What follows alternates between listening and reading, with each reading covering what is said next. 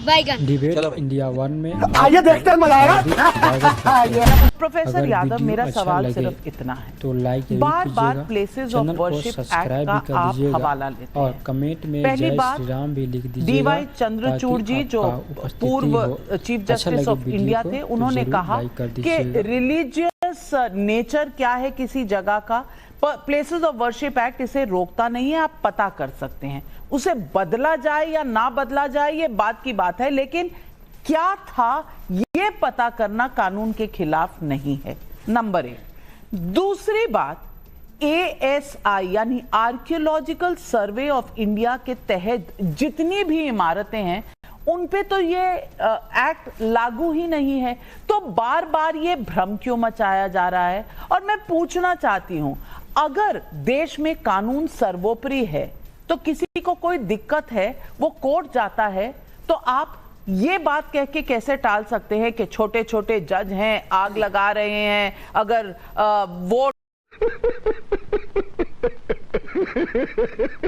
डलेंगे तो फिर पत्थर भी चलेंगे। ये मॉबोक्रेसी को आप इस तरह को से जस्टिफाई क्यों करना चाहते हैं? नाविका जी, प्लेसेस ऑफ वर्शिप एक्ट इस देश के संविधान में लिखा हुआ कानून है, और जो कानून बनता है देश की पार्लियामेंट में बनता है, और उस कानून को बार बार हम दुहाई देने का अधिकार रखते हैं, और संविधान में वर्णित किसी भी कानून को हम बार बार दुहाई देंगे, इससे हमारा लोकतंत्र मजबूत होता है, कमजोर नहीं होता है। पहली बात। दूसरी बात, जो आप कह रही हैं कि छोटे जज की बात कर रहे हैं, इस देश में कोई पद से बड़ा नहीं होता है, अपने कर्मों से बड़ा होता है। अगर इस देश के प्रधानमंत्री इस देश के अपने नागरिकों को घुसपैठिया बोल दे तो वो छोटे माने जाएंगे। इसी देश में सबसे बड़े सूबे के मुख्यमंत्री अगर ऐसी भाषा का इस्तेमाल करें, बटेंगे, कटेंगे, ठोकेंगे, तो वो अपने शब्दों से छोटे माने जाते हैं। अगर कोई जज, चाहे वो लोअर कोर्ट का हो, चाहे वो सुप्रीम कोर्ट का ही क्यों ना हो, अगर नेचुरल जस्टिस को नजरअंदाज कर दे तो उसे इस देश की जनता, लोकतंत्र के लोग उसे छोटा कह सकते हैं। आप मुझे बताइए कि आप इतने दिन से इतनी बड़ी जर्नलिस्ट हैं, आपके जीवन काल में कितनी बार ऐसा हुआ है कि इतने संवेदनशील मुद्दे पर जो रिट हो, आज ही फाइल हो, आज ही एक्सेप्ट हो जाए, आज ही फैसला हो जाए, और सर्वे टीम गठित होकर के आज ही सर्वे करने भी चली जाए, और सर्वे करवाने के बाद जो दूसरा पक्ष है उसे बताया नहीं गया था, उसके बावजूद भी उन लोगों ने सर्वे में मदद करी, पूरा सर्वे कराया। सर्वे टीम से पूछा कि अगर आपका सर्वे पूरा नहीं हुआ हो तो आप और समय ले लीजिए। सर्वे टीम ने कहा कि नहीं, हमारा सर्वे पूरा हो गया, हम जा रहे हैं। उसके बावजूद भी जो इनकी मंशा थी मस्त जोक मारा रे, ये हंस रहे हलकट हंस। जो कमेटी थी, जो कमिश्नर थे, जो कमीशन के लोग आए थे, उनका दरअसल मुद्दा दूसरा था। उनसे जब ऊपर के आकाओं ने पूछा होगा कि क्या बताइए वहां दंगा हुआ कि नहीं हुआ, तो बोले दंगा तो हुआ नहीं। तो बोले आप कैसा सर्वे करके चले आए जब दंगा नहीं हुआ? सुबह तड़के 6:30 बजे जाकर पूरे संभल को आग में झोंकने का काम करने वाले, इतने बड़े बड़े आरोप लगा रहे हैं, तथ्य क्या हैं वो आप टेबल पर नहीं रख रहे। लेकिन मैं पूछना चाहती हूं, आप कह रहे हैं कि कोई पद से ऊंचा बड़ा छोटा नहीं होता, तो फिर छोटे छोटे जज किसको कह रहे थे रामगोपाल यादव जी, क्यों कह रहे थे? और दूसरी बात, प्लेसेस ऑफ वर्शिप एक्ट आप कह रहे हैं आप दरवाजा खटखटाएंगे जब आपको जरूरत पड़ेगी, आपका हक है, लेकिन दूसरी साइड में भी तो अधिकार है कि अगर उन्हें कोई दलील लेके जानी है तो वो कोर्ट जा सकते हैं। अब कोर्ट ने क्या कहा जो आप पहले भी कर सकते थे? सुप्रीम कोर्ट ने यही कहा, दिक्कत है सर्वे से, हाई कोर्ट चले जाइए। आप अब भी वो कर रहे हैं, पहले भी वो कर सकते थे। बात बनी क्या? इस तरह से मॉब्स, भीड़, पत्थरबाजी हुई क्यों? प्रदीप भंडारी जी। नविका जी, आज ही के दिन में उत्तर प्रदेश वक्फ बोर्ड ने 115 साल पुराने बनारस के कॉलेज पे कहा है कि वो वक्फ का लैंड है। क्या आपने अखिलेश यादव जी का एक भी ट्वीट देखा है? तब न्याय नहीं याद आया। ये जो संविधान की किताब आप लेके घूमते हैं, जो आप खाली लेते हैं, पूरी कभी पढ़ी है आपने किताब? पहली बात, बदरुद्दीन अजमल ने आपके साथ इंटरव्यू में कहा कि भाई पार्लियामेंट ऑफ इंडिया जो है वो भी जो है वक्फ का लैंड है। कभी आपने अजमल के खिलाफ बोला? नहीं। आप सुनिए मेरी बात, आपको मैं आप 2-2 मिनट तक बोल रहे थे, मैं आपको सुन रहा था, घबराइए मत। 2 बार इन्होंने कभी भी वक्फ के खिलाफ नहीं बोला। तो मतलब वक्फ 1400 साल पुरानी जमीन पे कब्जा करे, ये कुछ ना बोले। वक्फ जो है पुराने कॉलेज पे कब्जा करे, कुछ ना बोले। वक्फ पार्लियामेंट पे कब्जा करे, कुछ ना बोले। पर एक हिंदू का अधिकार नहीं है कि संविधान के हिसाब से जो कॉन्स्टिट्यूशनल राइट दिया है कि वो सिविल कोर्ट में जाके अपनी बात रखे, इनको इससे दिक्कत है। इनकी तुष्टीकरण की राजनीति को उत्तर प्रदेश नविका जी बायपोल के अंदर सबक सिखाया। 9 में से 7 सीट हम जीते, मुसलमानों ने इनको सबक सिखाया। कुंदर की जैसी मुस्लिम मेजोरिटी सीट के अंदर 436 में से 230 मुस्लिम मेजोरिटी बूथ के 80% बूथ पे हम लीड करें, तब भी ये हिंदू मुसलमान करने का प्रयास कर रहे हैं। ये झूठ बोलते हैं आपके शो पे। राम गोपाल यादव जी ने बोला पत्थर है, क्या राम गोपाल यादव जी के खिलाफ इन्होंने कार्रवाई करी? कि वही राम गोपाल यादव जी जो कह रहे थे कि अयोध्या में प्रभु श्री राम का जो मंदिर बना है, जिसपे ये सब मंदिर बेकार की बात है, कि इन्होंने कार्रवाई करी? नहीं करी, क्योंकि ये हिंदू विरोधी हैं। अब मैं फैक्ट्स की बात करता हूं। झूठ बोलते हैं सर्वे पे। ये आप देख सकते हैं कि किस तरीके से सर्वे का पूरा नोटिस पहले दिया गया था। किसी भी उत्तर प्रदेश के सिविल कोर्ट में आप बता दीजिए कि अगर 2 बजे के पहले पिटीशन लगती है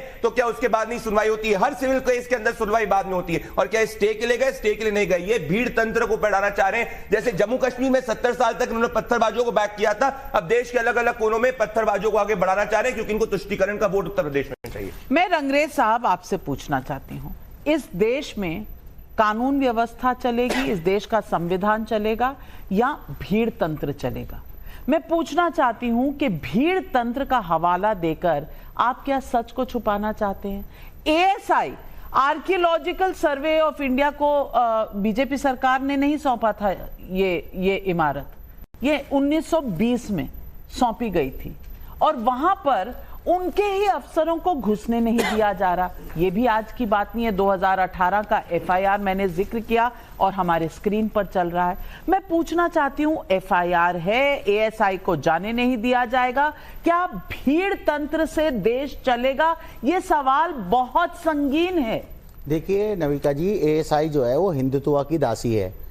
जिस तरीके से उनका जो काम करने का तरीका है ये सबको पता, पूरे देश को पता है। फिर आपने बात कही दंगा और ये जो भीड़ जो इकट्ठी हो रही है, अब आप ये बताइए, अभी वहाँ पर चुनाव हुआ था कुंदरिकी में, कोई शांति, बिल्कुल शांतिपूर्वक हुआ, कोई दंगा नहीं, कोई फसाद नहीं। पूरे देश में चुनाव होते हैं, पूरे देश में मुसलमान रहते हैं 25 करोड़, कोई बात नहीं होती। मगर ये जो हमारे विष्णु शंकर जैन साहब हैं और इनके पिताजी पूरे देश का माहौल खराब कर देना चाहते हैं पूरे देश में। और बीजेपी के लोग जो इनके साथ हैं और जो आरएसएस के लोग हैं, ये साथ में मिलकर पूरे देश को गुजरात बना देना चाहते हैं। जैसे गुजरात में एक काम हुआ था 2002 का, वही पूरे देश में। पहले पत्थर कश्मीर में चलते थे, अब पूरे देश में पत्थर चल रहे हैं। एक भी जब हमारे देश के 100 करोड़ हिंदू भाइयों के कोई भी त्योहार होता है उसमें दंगा हो जाता है, फिर दंगा हो जाता है। अभी बहराइच में हुआ, उसमें जो है कौन थे वो लोग दंगा करने वाले, वहां के विधायक ने बताया कि हमारे ही लोग थे। किस तरीके से दंगा प्रयोजित किया गया, तो मुसलमानों के तो खिलाफ पूरा माहौल बनाया जा रहा। मैं ये कहता हूं नविका जी, ये जो बार बार इन सब पे चर्चा हो रही है कि प्रधानमंत्री का जो घर है दिल्ली में, मैं कह रहा हूं उसके नीचे मस्जिद है। मैं कह रहा हूं जो संसद भवन है उसके नीचे मस्जिद है। टाइम्स नो का जो ऑफिस है उसके नीचे मस्जिद है। और मैं ये याचिका लेके अदालत में जाता हूं, क्या मेरी याचिका सुनी जाएगी? नहीं। तो ये क्या हो रहा है? ये तो अदालत पर है ना निर्भर। मैं वही तो कह रहा हूं, अदालत पर निर्भर है। अब अदालत कोई गया, वहां उन्होंने सर्वे करवाया, आप स्टे के लिए मूव कर देते हाई कोर्ट। आप लोग तो रोज चिट्ठियां लिखते हैं ना। ये लिखा नहीं, ये कल लिखी चीफ जस्टिस ऑफ इंडिया को कि भाई रोक दो, सारे मस्जिदों में जो सवाल उठ रहे हैं वो सारा कुछ रोक दो। रोज पहले भी लिखी है, ईमेल से लिखी है। तो आप ऊपर वाले कोर्ट में जाएंगे, ये कानूनी तरीका है जी। समझिए, आज ही 19 तारीख को जो है याचिका लेके पहुंचते हैं हमारे विष्णु शंकर जैन साहब। आप समझिए समय नहीं मिला ना। आप कह रही है कि आप जो है हाई कोर्ट जाते हैं, सुप्रीम कोर्ट जाते हैं। 19 तारीख को याचिका लगती है, उसी दिन आदेश हो जाता है, उसी दिन सर्वे हो जाता है, उसी दिन टीम पहुंच जाती है, फिर 24 तारीख को चली जाती है। तो ये क्या हो रहा है? ये क्या हुआ विष्णु? क्या हुआ? मैं आ रही हूँ प्रदीप जी, लेकिन विष्णु शंकर जैन जी, अब 19 तारीख को हियरिंग भी हो गई, सर्वे के ऑर्डर भी हो गए, दंगा भी नहीं हुआ, बाद में क्यों हुआ?